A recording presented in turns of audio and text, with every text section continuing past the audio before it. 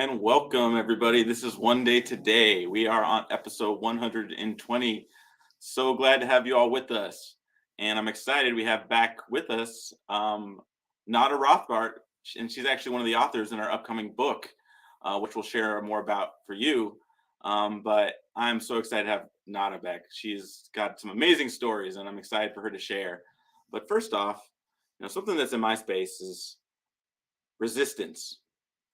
you know in my experience, the things that I love the most are things that I put off and I feel resistance. There's an amazing book by Stephen Pressfield called The War of Art, and he kind of dives deep into this idea of resistance.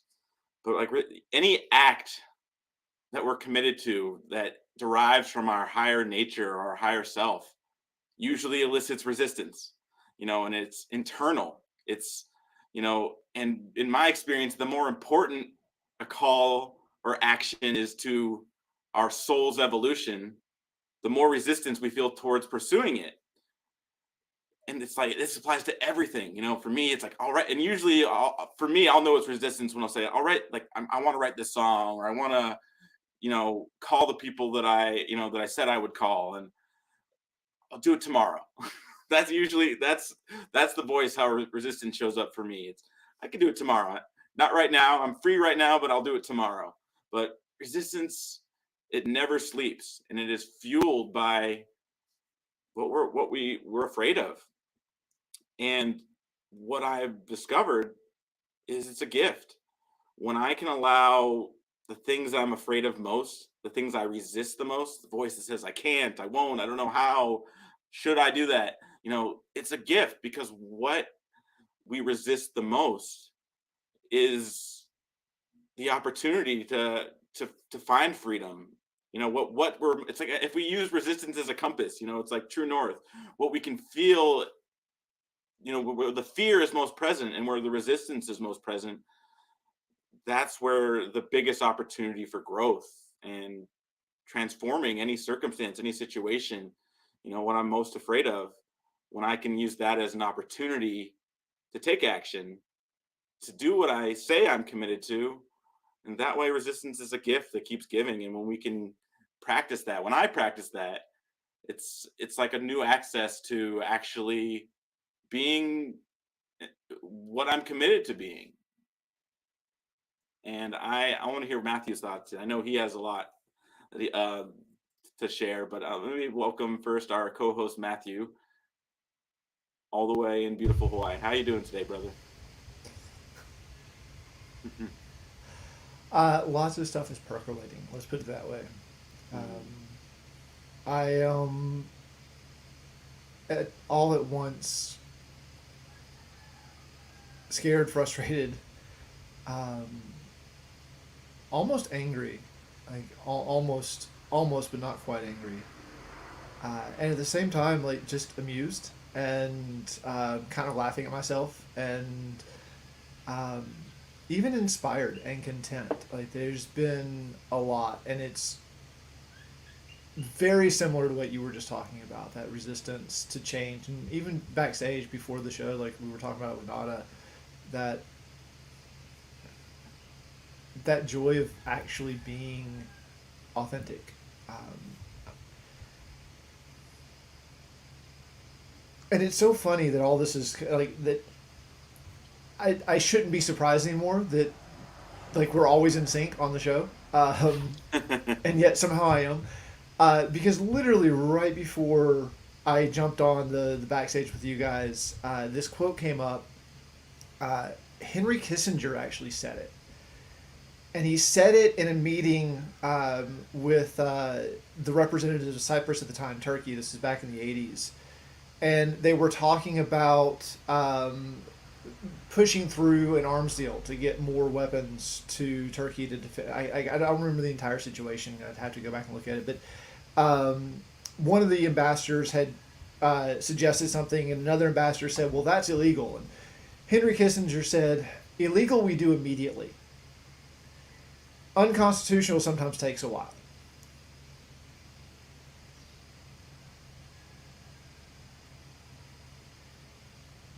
And fuck, man, like that hit hard. Like, how do we hold ourselves to this standard of society when those who are sworn to uphold the rules of the society don't even bother to follow the rules? Mm. Like, and I like this. I promise this is going to come back around to what you were talking about, but it's like I feel like I have been resisting letting go of the rules for years, and I've been slowly letting them go and slowly letting them go and slowly letting them go, and that quote just hit me. It's like, if the rules don't make sense, why still follow them? And I feel like I've been really angry at myself because I have been following them even though they don't make sense. Mm. Like, there's so much built into this society that we have just accepted as this is the way things are, or I shouldn't say we, I have accepted as this is the way things are for years. And I've been questioning that and questioning that and questioning that, and like slowly letting go of like all these assumptions that come with growing up in this particular society. Um, and the rules thing has been present for several years, and I have been really holding on to the rules because I've been scared. I've been scared to really stand out. I've been scared to really be noticed because that means the possibility of getting thrown in jail. That means the possibility of not being able to go back to the farm in Canada. That means all of these things that I may not be able to do if I stop actually following the rules. Mm.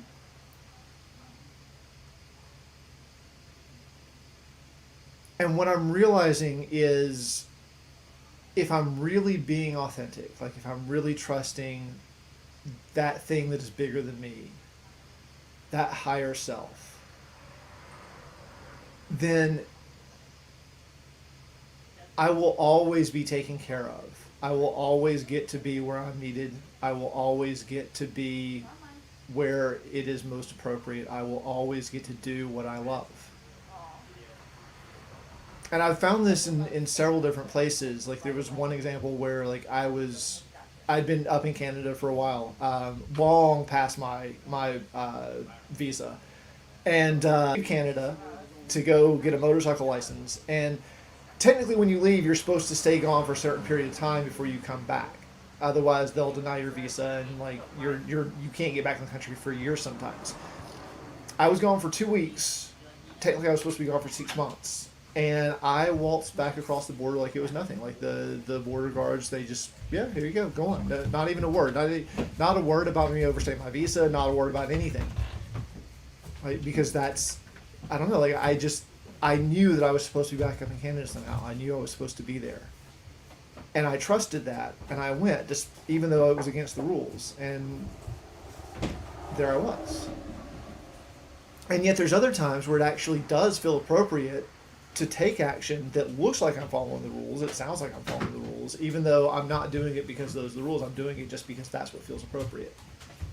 Mm.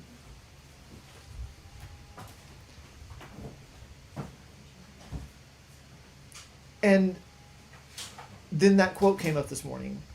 You know, Henry Kissinger, this ambassador of the United States, who clearly just doesn't give a fuck about the rules at all. Just couldn't care less. Like, it was very obvious in that moment that all he cared about was furthering his agenda. And so we live in this entire society where everyone is told that the rules are the rules, and like I don't even know if most people know why they're supposed to follow the rules. Like there's maybe some vague idea of like if we stop following the rules, society will collapse, and maybe that's a fear. I don't like. I'd be curious to hear your and Nada's thoughts on this. But I'm starting to sense that that's actually a core rage in our society that most people don't even recognize. Like this is a subconscious, just festering wound of, well, why should I do, like, why am I still doing all these things when, no one else is? Like it's almost like there's this subconscious understanding that the only way to get ahead in our society is to cheat or be lucky. And most people are Mm, too scared to cheat, and not very many people are lucky. yeah, this is this reminds me of the four agreements. You know, I feel like rules in society, you know, most of them are older than we are, and they're generational, and you know, and in some sense they're subjective to cultures. You know, and as we're in a more globalized world, the right thing to do um, is not always the same across cultures and across countries and even county to county. You know, something can be illegal in one county, then like Kentucky, that's the Bourbon Trail.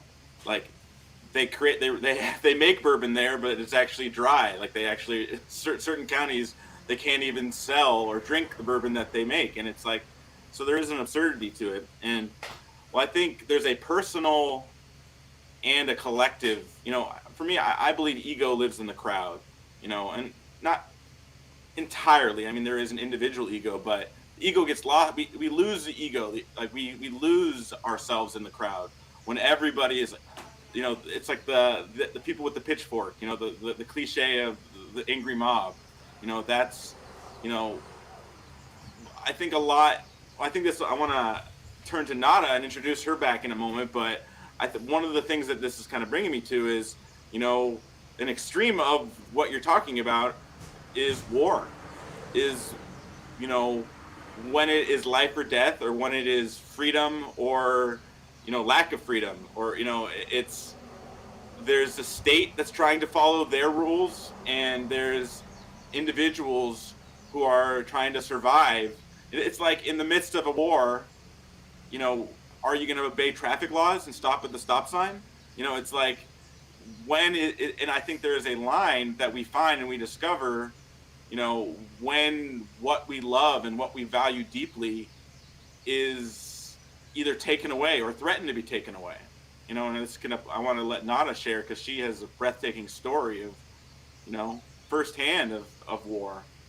And Yeah. I think rules make sense when people agree, but if we weren't even in the place to make that agreement in the first place, I feel like there is a healthy place to question authority, but there's also a healthy place to see what works.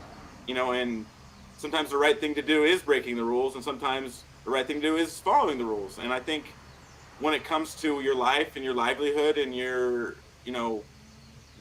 I want to let Nada share because I haven't ever dealt with war, so I would rather than just talk about what I think it might be like. I want to invite Nada back to the stage. Breathtaking story here. Please welcome back to the virtual stage, everybody, Nada Rothbart. Come on. There you go. Hi. Hi, Nada. Welcome back. Oh, thank you so much for having me. We're Matthew, grateful you're here. Matthew, I was 36 years old when I experienced in my life, it was spring 1992 in Sarajevo, Bosnia. In one day, all the rules that I knew existed didn't mean anything in one day. And I don't want you to go through this ever, ever. And here is a little glimpse of my story and my experience. I already said spring 1992, Sarajevo. I was frozen, shaking from fear. I had a woolen jacket, but it was a hot, warm day out there. I was freezing to death because I was afraid for my life and life of my children. I ended up in the back of the truck, military truck, with 6 drunk Serbian soldiers at 8 a.m., already managed to be drunk. They promised to take me out of Sarajevo into safety. My kids, 4 years old Ivan and 5 years old Boris, with me. I was sitting in that truck, and in the military trucks, I'm sure you saw it in the movies, and one side there is a bench. On the other side of the back of the truck, there is another bench. 3 soldiers were sitting across from me, and 3 next to me on my left side. I was holding Ivan in my lap, and Boris, 5 years old. I was hugging both of them with both of my hands the entire day, keeping them from war, from bad things happening to them. A couple of hours went by. I noticed we're not taking the regular road that I always took from Sarajevo to the top of the mountain to ski every winter. It was distance of maybe 16 kilometers, which is around 15, 20 minutes maximum. And it took us several hours. And I noticed we're driving around the trees, carving the road in the middle of the mountains in the forest. And I asked the soldiers why we're doing this. And they said, because it is a 5-day ceasefire. That morning, I heard on the radio, they announced 5-day ceasefire, but any second, somebody can shoot from the other side of the mountain and it's over. We can be dead. And I was continuously aware of the danger, but feeling somewhat safe in the back of that truck. Suddenly, the three soldiers across on the other side of the back of the truck didn't look at my eyes anymore. I lost the eye contact. Then I couldn't see the soldiers' faces. They're sitting next to me, and the guy who is sitting right next to me, the tallest, the biggest guy, leaned forward and started rubbing his leg against mine. Middle of the mountain. I am with two little boys.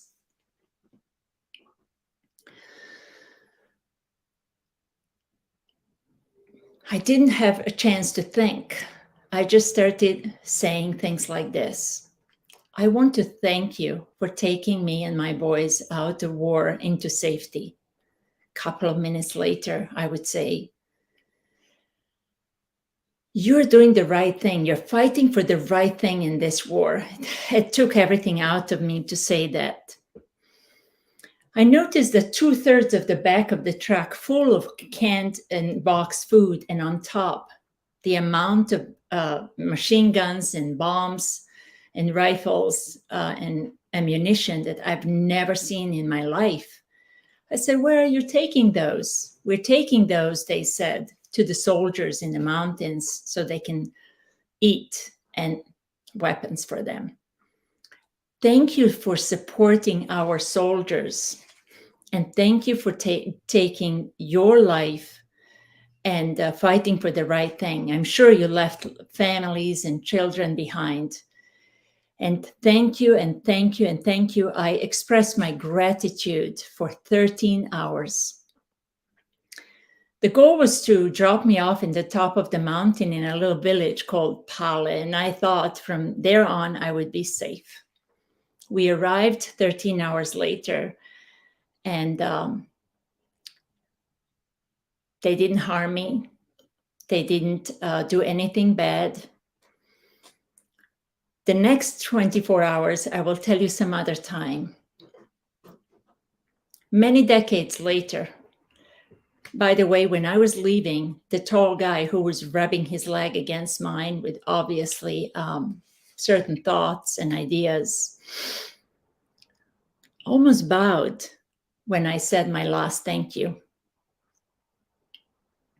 Many years later, that story was living in my head, as you can imagine. And I remembered another story. This one was the worst of humanity that I've seen. And this other part is, in my opinion, the most magical day of my life and the best of human race. I was 6 years old. I came home all dusty in my face and playing with kids in the afternoon in the backyard. And my parents looked completely dressed up in the most amazing outfits.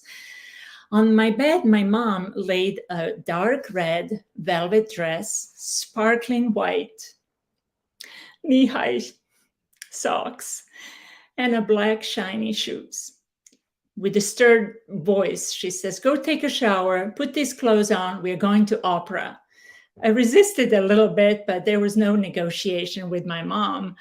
So here we are in the back of the Fiat. Remember the small Fiat that Yugoslavia imported to America many, many decades ago? That one. Going to opera, all dressed up. When we walked in, wow, so many people in the most glamorous clothes that I've ever seen. I was just amazed, first time ever seeing something like this. The performance was just incredible. The moment the curtain went down at the end of the opera, the lights turned towards the audience and everybody jumped on their feet. Bravo, bravo.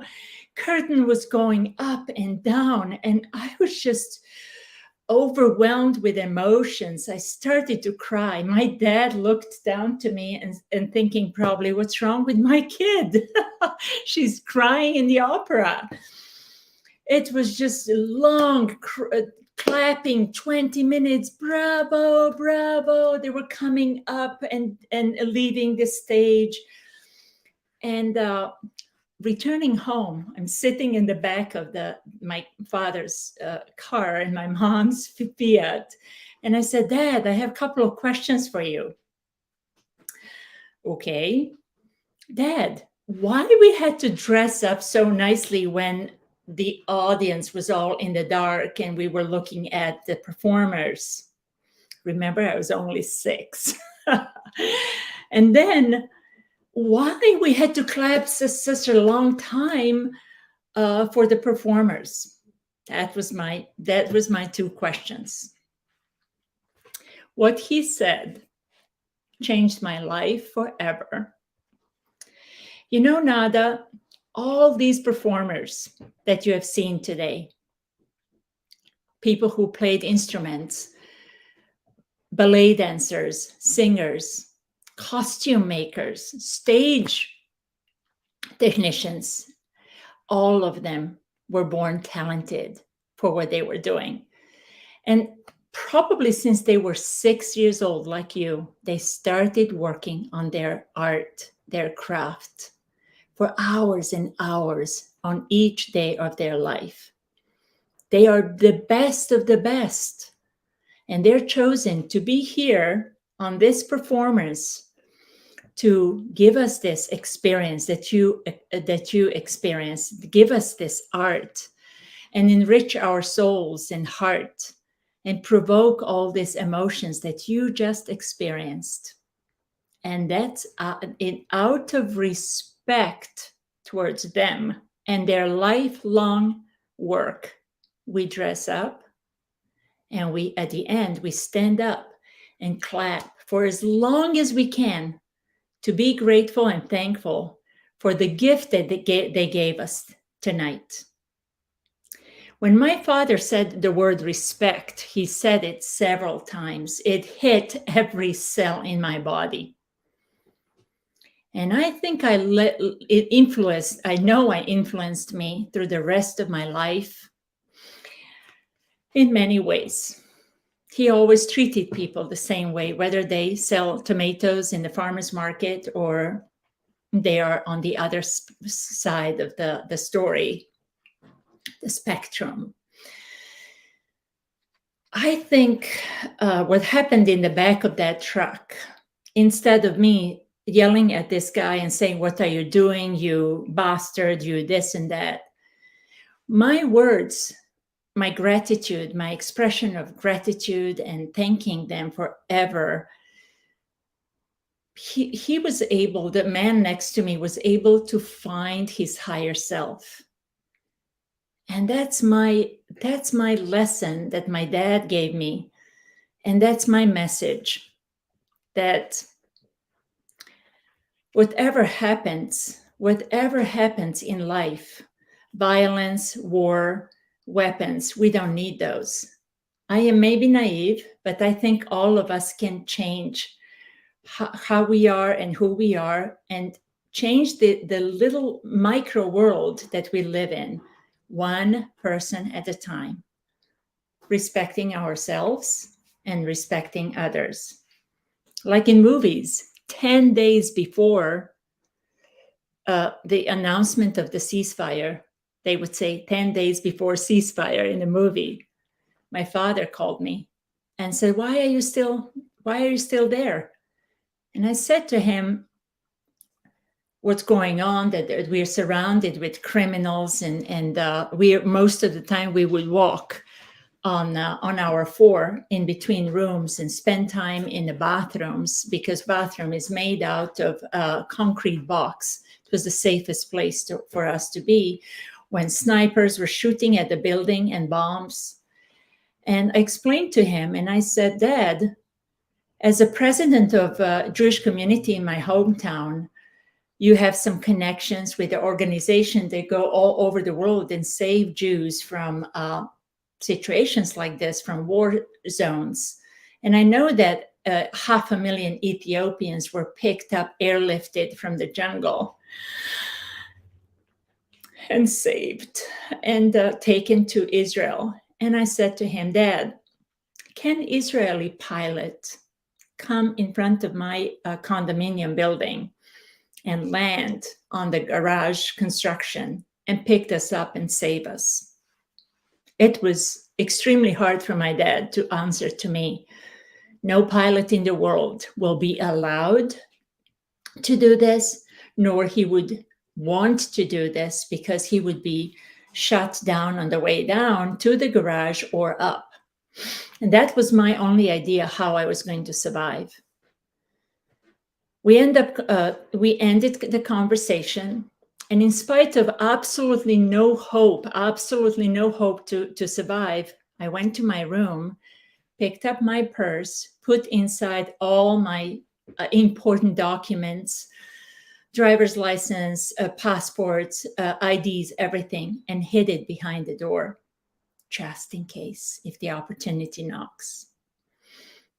For the next couple of days, I spent crying. I was just convinced there is nobody will get out of that building, including my two sons, 4 and 5 years old, alive. When I heard the announcement on the radio about the 5-day ceasefire, I grabbed my purse and my kids, and that's how it started. Respect.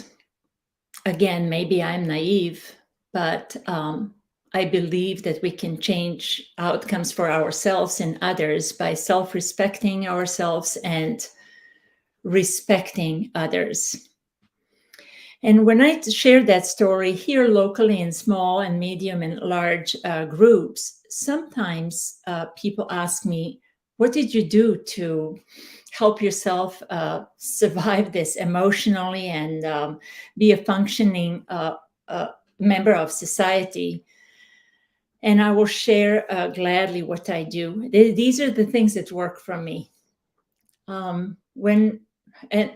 Life did not continue. It continued being difficult. It was not easy to adjust into new country, learn a new language, new skills. But every time something is hard, I go into the program that I call impeccable self-care. Every morning, sitting in my sofa in the living room really early with no light for 30 minutes, listening to my body, not even going to my brain, then go for a walk, for a hike when I get stronger, for a yoga class, gym, whatever works for you. That worked for me. Reading healthy, positive books, inspirational stories, feeding my body the best food I can afford and buy, and not allowing my brain to go into negative. So that's what I learned from the best and the worst from humanity.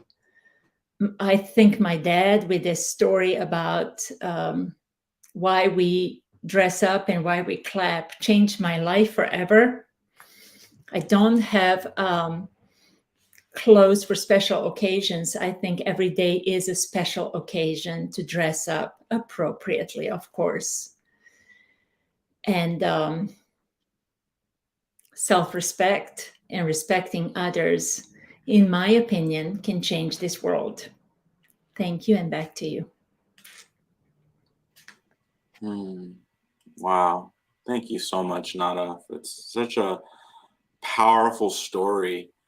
And I just hear the level of honor you hold for yourself and others. Like you honor, like, to have like a soldier that's just following orders, and to hear and see them as their higher self, even if they don't even see it for themselves in that moment. And it sounds like you left them to that space to actually experience that, like that, who they really are. And I feel like that is a gift that, you gave them, and it's a gift that you give everybody you cross paths with. And it's a beautiful, it's just a beautiful lesson, through your hardship that you're sharing with us. So just thank you, first of all, for sharing the story. And one thing I want to, one question that comes to me is, just kind of fast forwarding to, nowadays, obviously there's a war in Ukraine. And, like, what are lessons that,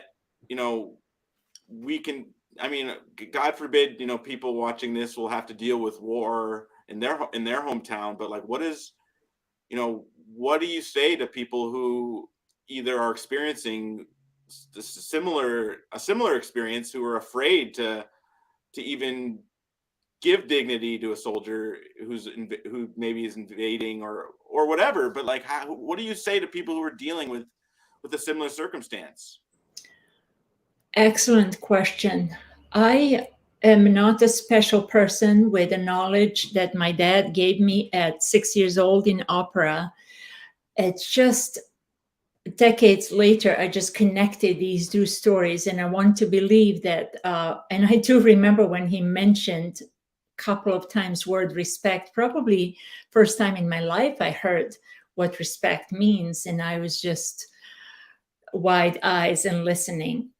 What I would tell everyone going through hardship and God forbid in war situations, which is happening right now, we all have this built-in system in ourselves how to survive. We all have it. It's not just me. It's not in wars. In every situation in life, we have it inside us. Unfortunately, we live in a society of chasing another shiny object, watching a lot of TV, just having an outside influences in our brain so much that all this instinct that we are born with are probably dull, and we don't even know we have it. We all have a built-in system for any situation we are facing. Just it was when I left my building, everybody in surrounding buildings had some kind of weapons, and it was one step at a time, literally. Like we say, when it's hard, go one step at a time. My mother-in-law left the building for us to walk us for some time. We put kids in between us. We didn't even exchange one word. We were aware why we are doing this. If somebody shoots, we will die first, and we will protect them with our bodies. How do you know this? When you go to the mall to buy an ice cream or a new Nike shoes, you don't think that way. When you're in a situation, all this instinct starts coming up and kicking in. Any second, somebody could shoot from anything. I don't know. I've never had any weapons. I'm just far away from this kind of thinking or lifestyle. And I believe throughout my life that I discovered several times that I have these instinct what to do. And I believe that every single one of us have it. That's what I would say. Just trust that you can do anything you need to do to support yourself, to survive. As I said, I hope Nobody will have to experience machine guns and bombs and missiles. But life can get rough: personal, business, financial, social, who knows what. We are all going through all kinds of things. You said something backstage before the show started that I feel like really sums everything up quite beautifully. Your therapist friend. Wh- how is listen to your body. Your body will never lie to you, but your mind will.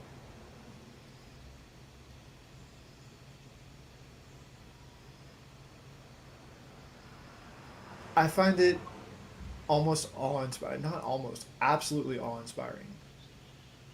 That even in that situation, like literally looking right into the face of death every single moment, that with no training, no teaching, no understanding, you were able to drop in and find that innate wisdom, that innate knowledge of how to survive.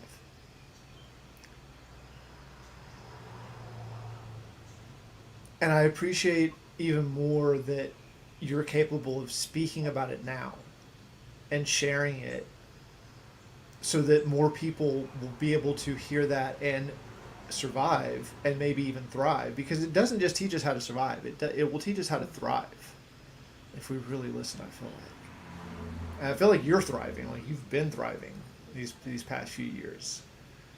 um,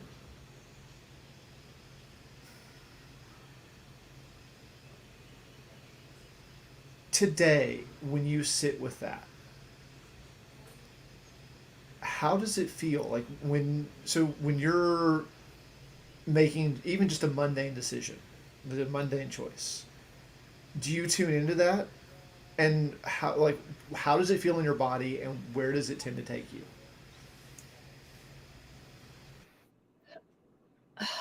I sell real estate. And in my everyday life, there are agents who are afraid to ask certain questions. I'm not. I'm not. I think about, and not just think, I feel in every cell of my body, if I can do this, I can do anything. Asking a person a sales question, it's not a big deal. I want to get off me and convince everyone who is listening. Do you know the stories? Everybody knows the stories of a kidnapped 10, 11, 13 years old girl and kept in a basement, chained for decades. What does that girl do? We heard this on TV. How did you get to this monster to trust you? If 10 years old girl or 11 or 12 or 13, we know of these cases, can do the same thing as I did, that's the proof that we have a built-in system. And she is not sitting there and thinking, what should I do? Or did this strategy works or that? No, it's an instinct that just jumped. I was 36. I didn't have time to think. I just acted. And the whole story was buried somewhere for a couple of decades and suddenly started surfacing. That's the nature of PTSD, where people who went to Vietnam, they kind of appeared okay for a couple of decades and then they start having issues. So that's the same thing happened to me. And I'm obsessing over this story and thinking about this. How did that happen? A couple of days before the ceasefire, the horrible bang on the door of my condominium, and I can tell there is a group of bad guys in front. I opened the door, and I counted them all down the stairs, upstairs, 17 bad guys with machine guns and all 9 yards. And I just stood there. It was before I did yoga, before I read Four Agreements and other good books. It just instinct. I just treated them like a neighbor came to borrow a cup of sugar. I said, "Oh, how can I help you?" That's a different story. We'll talk about this maybe some other time. They left. They didn't come in. what I did, I opened my front door wide open, and I talked to my neighbors. They harm every single person in my building in various ways. And I talked to them, and they said we would just open the door like this. For some reason, my instinct was telling me to open the door wide open and not be afraid of them. I don't know why and how. I don't have any explanation. And I was just standing there and said, "How can I help you?" They left. They didn't touch me. My kids, my mother-in-law lived with me. Okay, ma'am. So I feel every single one of us have, again, to repeat, built-in system for whatever. I hope you will never have to open the door to a 17 bad guys who want to rob you, beat you up, and worse. But there will be presentations at work or hard conversations with a girlfriend or a boyfriend or a husband. How I deal with this, I just feel so empowered. I don't know where from.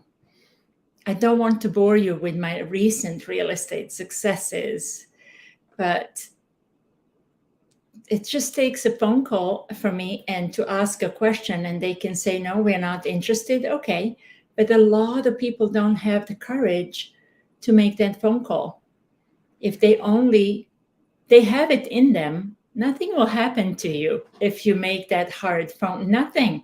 They can say yes or no. My dad always used to joke with me. I would say, Dad, what do you think? Is it going to be rain next day? He would say, there is 50-50 possibility. It could rain or it could be sunny. So you pick up that phone call, make that phone call. It's 50-50. They said, oh my God, how did you know? My husband and I are just thinking about selling. Why don't you come over? Or no, thank you. And they can say bad things, trust me. I will sue you, and how dare you? Oh, okay. That's a no. So that's how I go through. I just, yeah. It's amazing, and it's powerful. One question that comes to me, because I could hear someone on the other side acting emotionally, 17 soldiers or bad guys at their door, and say like they're not worthy of respect, they're bad guys. Like, so like how what like I feel like many people would say the opposite was the right thing. Like how did you, because obviously it wasn't a thought, but how do you discern, like there are many people that do bad things and are, that you had the courage but also the intuition to not be afraid and not show them you're afraid. But like I feel like many people would say like, screw those bastards, like why would you even give them any honor or respect? Like what do you say to the people that would react that way? First of all, who has a machine gun in their hand, me or them? So assess the situation and act accordingly. It's just in real life, and war is something not most of us or you would not go through. But who has the power to make a decision if you blow up out of your patients and say something to deny your right? Or the other day I was basically cutting my cable and saving money on my cable bill, and I was so sweet and wonderful with the guy. I mean, I got so many discounts and perks. And at the end, I said, okay, where do you live? Are you single? And how tall are you? I swear to God, I did say that. He says, I'm single. I'm 6'3". I said, oh, I'm 6'3" and I wear 2-inch heels. Would that be a problem? He says, no, the problem is I'm in Colorado Springs. I said, okay. So have a little humor and polite respect in cutting your. And he told me that people could pick up the phone and start yelling at him, and I mean, why?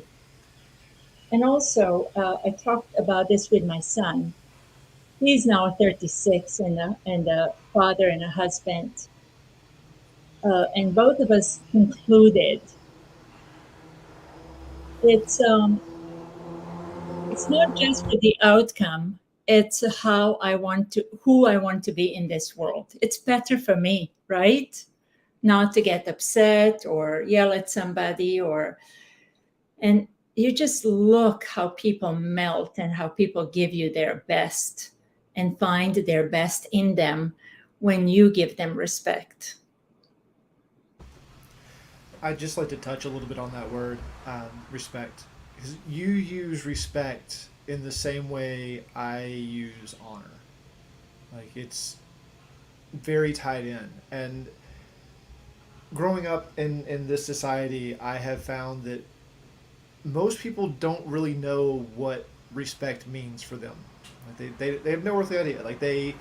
Most people in this society, they use respect as a tool to manipulate others to get people to do what they want. Like that's kind of how it is. And so, just for anyone listening, that I don't feel like that's what you're talking about, is it? Like that's not the way you use respect. You use respect like honor, and honor not just that person, but the humanness in that person.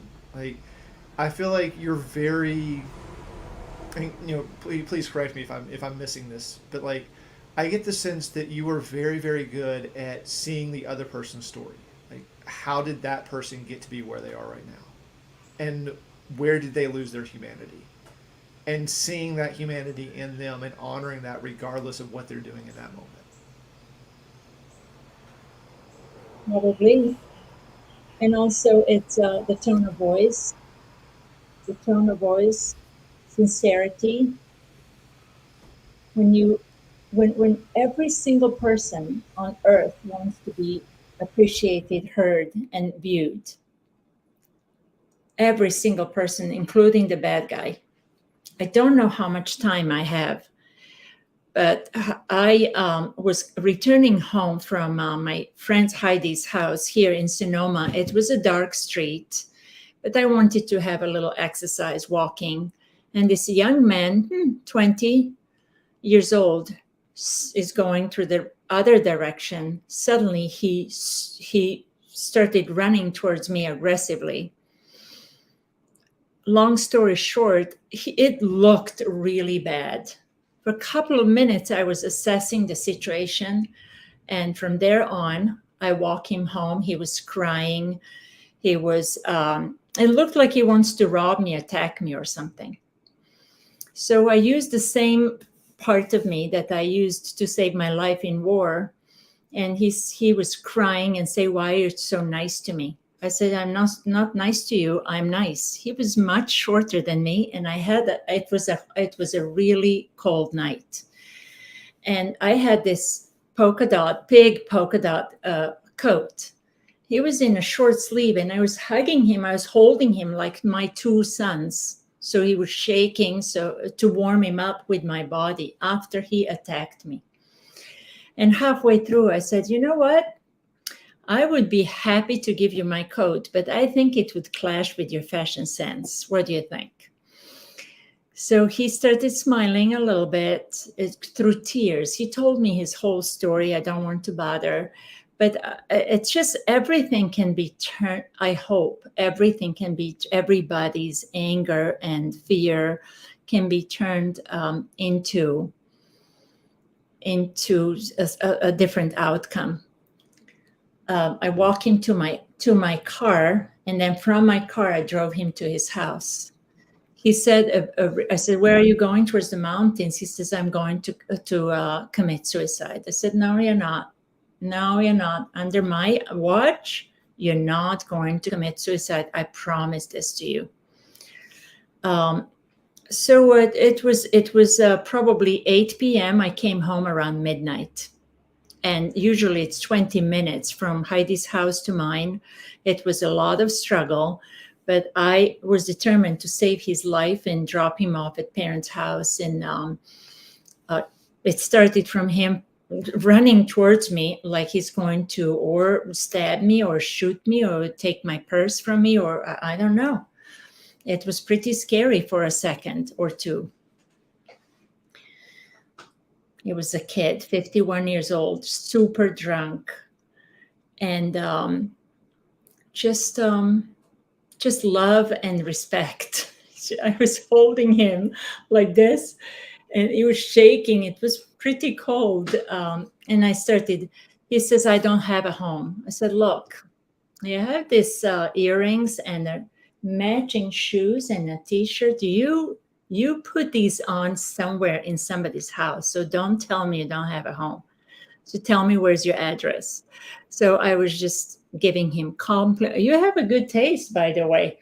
So I was giving him compliments, using humor, and wiping his tears. He was 21 years old. I'm 66. Halfway through, he was completely drunk. Halfway through, he says, "You're a beautiful woman." I'm thinking, wow, what is this?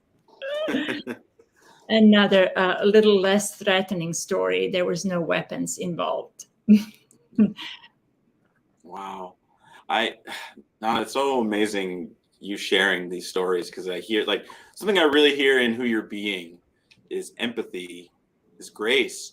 And it kind of reminds me, so I actually, one of my favorite movies, movie Gandhi, and the context of the scene is a priest, after Gandhi was starting to make a name for himself, and not to go through the whole world history, but there was a priest or a pastor that was kind of talking to him, like, because he was seeing that Gandhi was standing up to oppression, but he wasn't, but he was being respectful. He was honoring his enemy. And but there's a scene where Gandhi was walking down the street with his pastor, and these two gentlemen basically start calling him out, like kind of saying some racial epithets and kind of speaking down to him. And he didn't and Gandhi was speaking about the scripture in the Bible about turning the other cheek. And he was like kind of talking how he thought like this was literal, like that's what Jesus meant by this, like this is literal. And the pastor's like, there's no way. The pastor's talking to Gandhi like, there's no way Jesus meant that literally. And like Gandhi, as he was speaking about it, he was saying like, when you honor or respect someone who's even being aggressive towards you, even if they kill you, they will respect you because you never turned down. You honored yourself. Like maybe they, whatever damage they do to you, they can't take away who you are, and they will ultimately respect you even if they murder you. It's like, and it seems like a crazy thing to even imagine, but it's like that's what Gandhi discovered.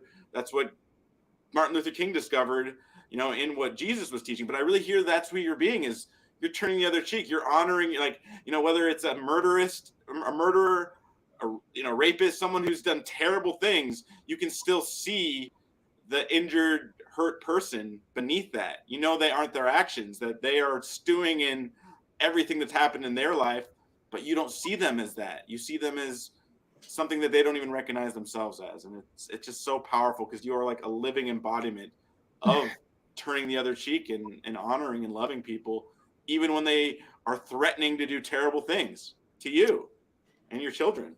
I don't want people to think that I was born with some special something. I really feel everybody has it. Just if you listen to your own self, everybody has it. It's a built-in system, like a microwave in my kitchen. Everybody has it. Yeah. Absolutely. Um, and everyone has the capacity to be that. Like that's.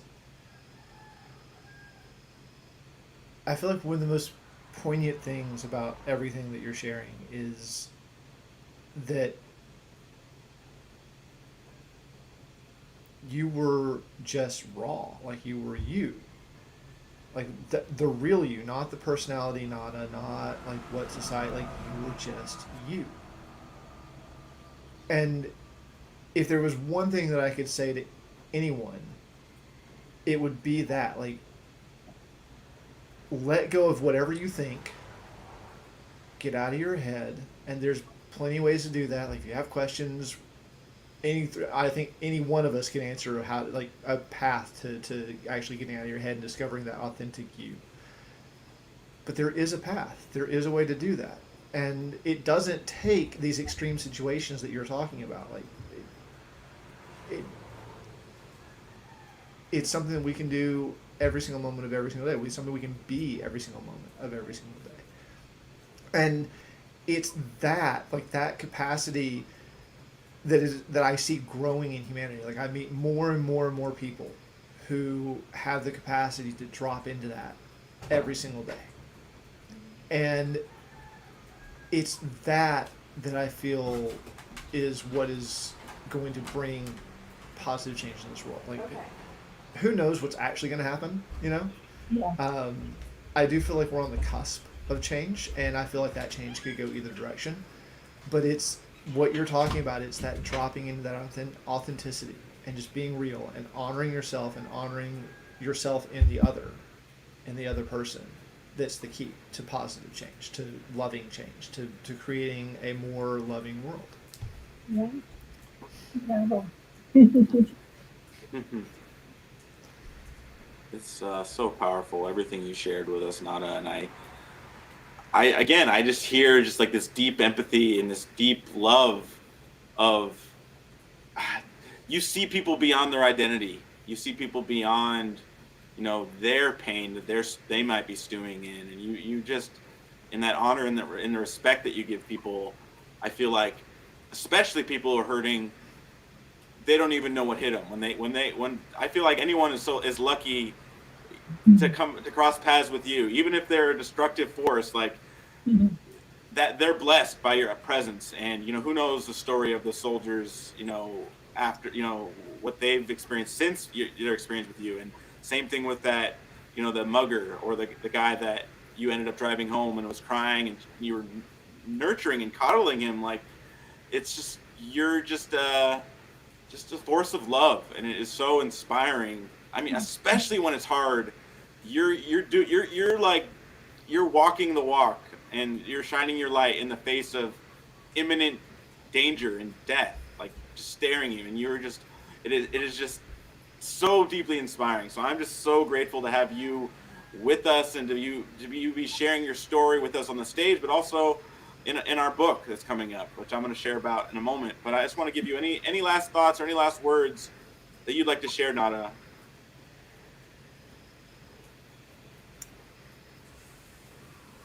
So when something like this was happening to me and happens and will happen, I feel the fear, but I do it anyway. That's my last thought.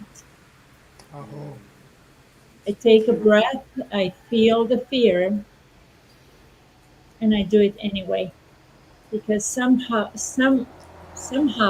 I know this is the way to to get out of the situation safe, more prosperous, more happy, whatever the the example is.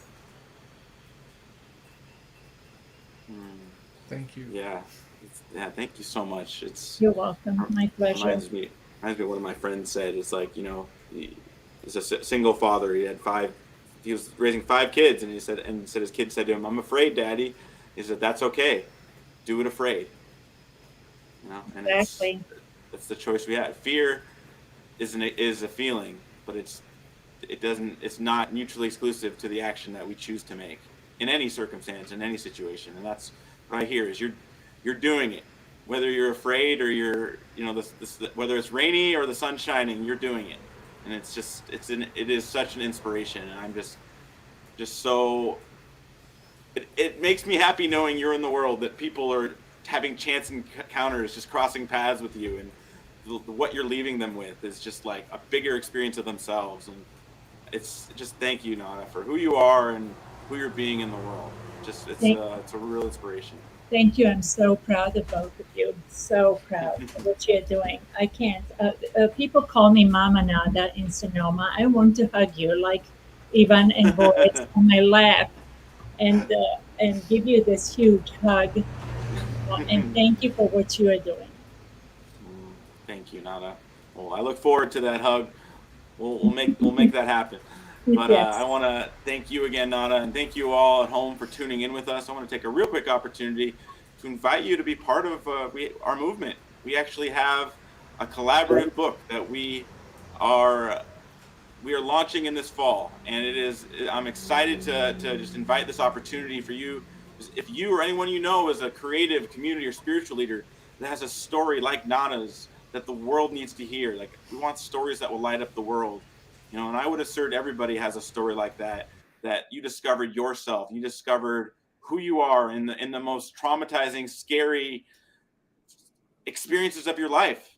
And there's a saying Matthew says, on the other side of trauma lies wisdom. And that's why we want to invite you to share your story. We want you to share your wisdom that you discovered on the other side of your trauma. And a part of that, we also want to invite you to be on the virtual stage here. The virtual stage is a place for you to share your gift, your unique genius, what you've experienced in your life. Somebody needs to hear what you have to share. And when you have the courage to share, and I know it takes courage, just like Nada did, it takes courage for all of us to face what there is to face, to see the scars, see the wounds, see the scary things that happen, and see the beauty on the other side of that is there for us to discover. And when you and I have the courage to share, to express ourselves, to create art, to create beauty in the face of all the suffering we have, that's when we create a world that works for everybody. When there's a new paradigm for what it means to be human, that we can love in the face of fear, or we can be courageous in the face of the scariest things. We can bring experiences of beauty and wonder and joy in the places that it seems impossible. And that's what this movement is about. Our mission here at One Day is bringing you and me and communities together in joyous celebration, unifying humanity in our diversity to create a better world for us all. And that's why we're here. And this is part of our vision: is humanity is rising in a connected world where each person's unique gifts and genius are valued and magnified through a higher level of collaboration, producing unprecedented new realms of possibility. Thank you all for being with us. Such a pleasure to have Nada back with us. We love you, Nada. Just thank you so much. Everybody be safe, be well, have a beautiful weekend. We'll see you next week. And as always, one day is today. And peace, everybody. Aloha.